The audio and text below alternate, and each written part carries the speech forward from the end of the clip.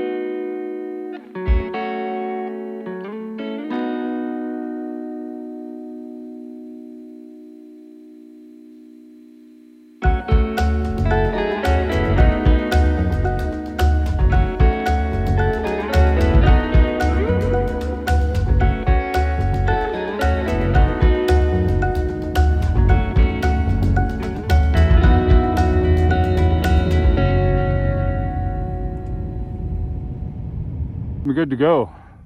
It's going to be cold. It's 27. The wind chill will be near 0, but it's okay. Let's go. Here it is.